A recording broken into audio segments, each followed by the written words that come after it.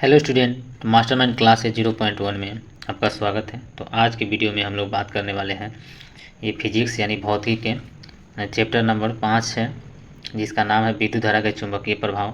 इसके ऑब्जेक्टिव जो 25 ऑब्जेक्टिव पहले वीडियो में हम लोग पार्ट 1 वीडियो में देख चुके हैं। आज से 25 नंबर से हम लोग शुरू करेंगे, 25 नंबर वीडियो से। ये विद्युत धारा के चुंबकीय प्रभाव है, यानी विद्युत धारा के चुंबकीय प्रभाव कहने का मतलब है कि किसी भी तार के माध्यम से जब करंट प्रवाहित होता है, बिजली जाता है, तो उसके चारों तरफ एक चुंबकीय क्षेत्र यानी कि चुंबक के जैसा जो है एक फील्ड यानी जनरेट हो जाता है, बनता है। उसी का बारे में इसमें पढ़ना है, टोटल इसमें उसी के बारे में। तो देखते हैं कैसे चुंबकीय प्रभाव उत्पन्न होता है, कैसे कैसे चुंबकीय क्षेत्र इसमें। इसी चुंबकीय प्रभाव के कारण ही मोटर, जनरेटर, ट्रांसफार्मर ये सब जो है काम करते हैं। हमारे जितने भी इलेक्ट्रिक इक्विपमेंट हैं वो सब उस सभी के बारे में इसमें पढ़ना है। इसमें कुछ नियम भी हैं फैराडे के, उसको भी देखना है। तो चलिए हम लोग वीडियो के स्टार्ट करते हैं।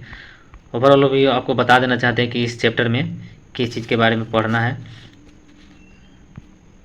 तो सबसे पहले 25 नंबर वीडियो से हम लोग स्टार्ट करेंगे। क्वेश्चन कह रहा है कि किसी धारावाहिक कुंडली के गर्भ में चुंबकीय पदार्थ को रखने पर किस प्रकार का क्षेत्र उत्पन्न किया जाता है। तो जब उसके अंदर, गर्भ में कहने का मतलब कोई धारावाहिक कुंडली जब चुंबकीय कुंडली के गर्भ में यानी अंदर जब चुंबकीय पदार्थ रखेंगे तो ये प्रबल चुंबकीय क्षेत्र उत्पन्न होगा। यानी 1 के यहाँ 25 के यहाँ पर हो जाएगा सी नंबर ऑप्शन, यहाँ पर सी हो जाएगा आंसर।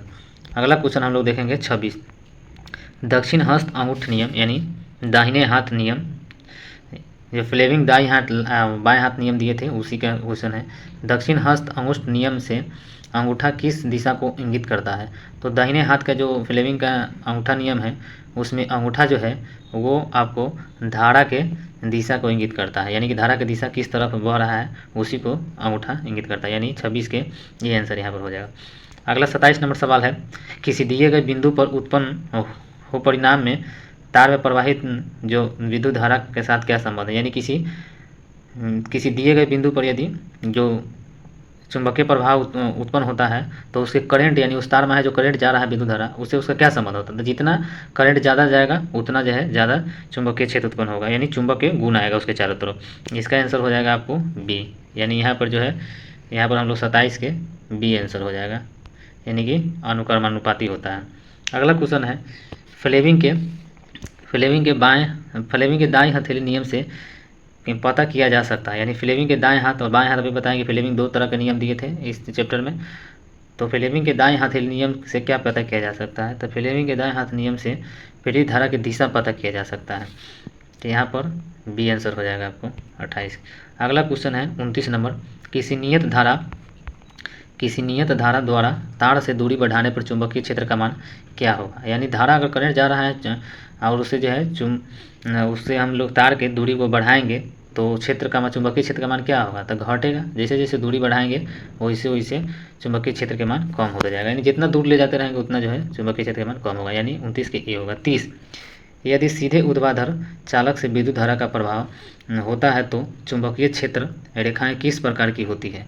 तो सीधे अगर जो है तार से कोई तार से सीधा ऊर्ध्वाधर मत कहने का मतलब खड़ा अगर तार से करंट अगर उसमें बह रहा है तो उसके चारों तरफ जो चुंबकीय क्षेत्र उत्पन्न होगा वो वृत्ताकार होगा, यानी गोल गोल सर्कुलर टाइप का होगा। तो यहाँ पर ए आंसर हो जाएगा 30 के। अगला क्वेश्चन हम लोग देख रहे हैं 32, किसी चालक तार से विद्युत धारा प्रवाहित करने पर तार के ऊपर तथा नीचे चुंबकीय क्षेत्र पैदा होते हैं। तो इसमें ऊपर और नीचे जो चुंबकीय क्षेत्र पैदा होते हैं वो विपरीत होता है, यानी यहाँ पर बी आंसर हो जाएगा आपको, इसका बी आंसर हो जाएगा। अगला क्वेश्चन हम लोग देखेंगे, आजकल उत्पादित जो प्रत्यावर्तित विद्युत धारा कितने समय बाद अपनी दिशा उत्क्रमण करती है। तो आज का जो हम लोग का विद्युत धारा यानी बिजली है उसका जो फ्रीक्वेंसी होता है वो 50 हर्ट्ज होता है। तो इसलिए इसका सेकेंड में अगर बोलेगा तो 1/100 सेकेंड के पश्चात तो अपना रिवर्स यानी कि उल्टा हो जाता है, पॉजिटिव से निगेटिव, निगेटिव से पॉजिटिव, एक साइकिल कंप्लीट कर लेता है। उसी को हम लोग फ्रीक्वेंसी कहते हैं, यानी 33 के ये हो जाएगा आंसर। 34, अगर लंबवत धारा ऊपर से नीचे बहती है तो क्षेत्र दिशाओं की दिशा क्या होगी। अगर लंबवत धारा ऊपर से नीचे की ओर बह रहा है, करंट ऊपर से नीचे की आ रहा है तो हमारा जो क्षेत्र की दिशा होगा यानी चुंबकीय क्षेत्र की जो दिशा होगा वो हो जाएगा सुई के घूमने की दिशा में, यानी कि बी आंसर हो जाएगा इसका 34 के। 35 हमारे शरीर के तंत्रिका कोशिकाओं में बहने वाली अत्यंत दुर्लभ आयन धाराएं उत्पन्न करती हैं। तो ये जो है 35 के यहाँ पर बी हो जाएगा, चुंबकीय क्षेत्र उत्पन्न करता है, यानी बी आंसर हो जाएगा। 36 किसी परिनालिका के भीतर किसी बिंदु पर चुंबकीय क्षेत्र। तो किसी भी परिनालिका कैसे बनाया जाता है आप लोग इस चैप्टर में पढ़े होइएगा, अगर ना पढ़े होइएगा तो हम बता देते हैं कि कोई भी लोहा के गोल यदि रिंग्स टाइप का है उस पर तार लपेट दिया जाए और उसमें करंट दिया जाए तो उसी को परिनालिका कहते हैं। तो परिनालिका के भीतर सभी बिंदु पर चुंबकीय क्षेत्र जो है समान होता है, कहीं भी जैसे कि उधर नहीं होता, सब पर एक समान होता है हर एक बिंदु पर। तो इसलिए ये आंसर हो जाएगा 36। 37 किसी चुंबक के चारों ओर का क्षेत्र जिसमें आकर्षण और प्रतिकर्षण बलों के प्रभाव का अनुभव किया जा सकता है वह क्या कहलाता है। तो इसका ऑप्शन इधर है, यहाँ पर देख रहे हैं। तो चुंबकीय क्षेत्र, चुंबकीय बल, चुंबकीय विद्युतीय क्षेत्र, चुंबकीय बल या चुंबकीय क्षेत्र। तो इसका आंसर हो जाएगा आपको सी, यानी चुंबकीय क्षेत्र।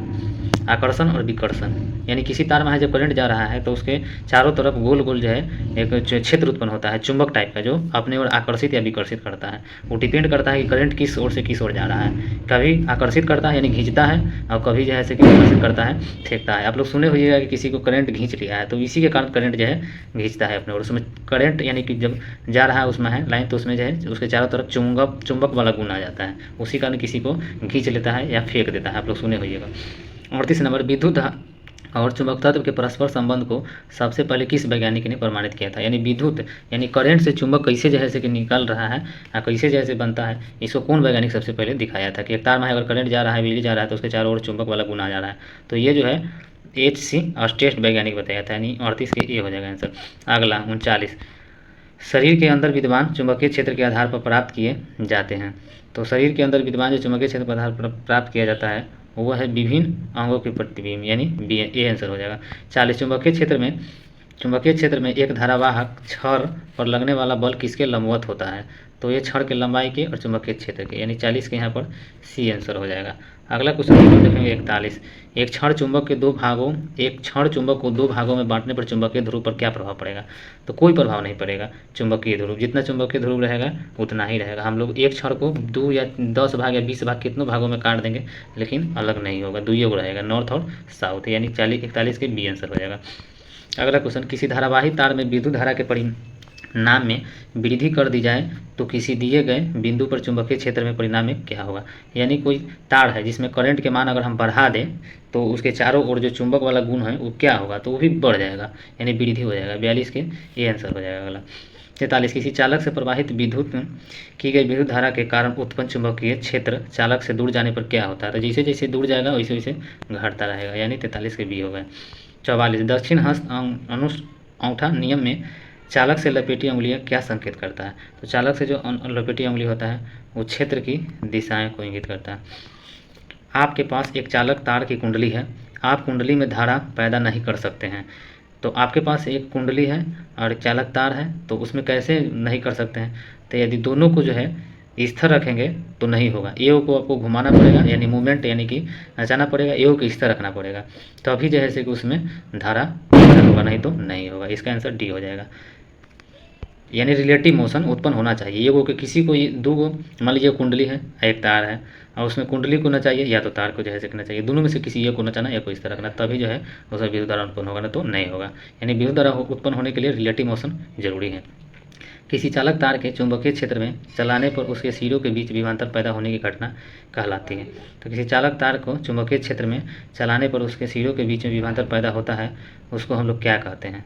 तो उसको हम लोग जो है यहाँ पर 46 नंबर क्वेश्चन आंसर हो जाएगा सी, यानी विद्युत चुंबकीय कहते हैं उसी को, सी हो जाएगा। 47, मानव शरीर में उत्पन्न चुंबकीय क्षेत्र पृथ्वी के चुंबकीय क्षेत्र के कितने बराबर होता है। तो 1/8 भाग बराबर होता है, यानी 47 के बी। 48, विद्युत स्टोव, गीजर अथवा विभजन तापक आदि संधारित्र के कितने एम्पियर का फ्यूज लगाया जाता है। तो ये सब जितने भी इक्विपमेंट है, विद्युत हीटर स्टोव हो गया, गीजर हो गया, या ये सब इक्विपमेंट है, तो उसको चलाने के लिए फ्यूज जो हम लोग उपयोग करते हैं यहाँ पर 15 एम्पियर का यूज करते हैं, यानी बी हो जाएगा इसका आंसर। अगला क्वेश्चन 49, किसी चुंबक के चारों ओर के क्षेत्र में क्या होता है। तो किसी चुंबक के चारों ओर के क्षेत्र में आकर्षण और विकर्षण होता है, यानी खींचता है या तो उसको अट्रैक्ट करता है या रिपेल करता है, खींचता है या धकेलता है, दो ही चीज़ होता है। 50 नंबर लास्ट क्वेश्चन है, प्रत्यावर्ती धारा की आवृत्ति कितनी होती है, यानी अल्टरनेटिव करंट, इसको एसी कहते हैं। तो उसका जो आवृत्ति होता है वो 50 हर्ट्ज होता है। तो आज हम लोग 50 क्वेश्चन देख लिए हैं पूरा इसका। और वीडियो थोड़ा लंबा हो जाता है दोस्तों, लेकिन सही से समझाने वीडियो लंबा हो जाता है, तो आप लोग पेशेंस रखिएगा। वीडियो लंबा होगा तो उसके लिए समझ लीजिएगा कि हाँ लंबा हो गया है। लंबा सही से समझाएंगे तो थोड़ा लंबा हो जाएगा। और बोलिएगा नेक्स्ट वीडियो में डीपली समझाने के लिए, तो और डीपली बता सकते हैं। और कुछ ही दिन में जैसे कि हम लोग पेन टैब एक लाते हैं, लैपटॉप से भी वीडियो बनाएंगे। इसी प्रकार से मास्टरमाइंड क्लासेज को आप प्यार दुलार दीजिए और लाइक कीजिए, सब्सक्राइब कीजिए, अपने दोस्तों में शेयर कीजिए। आपको एग्ज़ाम तक इस चैनल पर जुड़े रहिए, एग्ज़ाम तक क्वेश्चन डाला जाएगा। Thank you.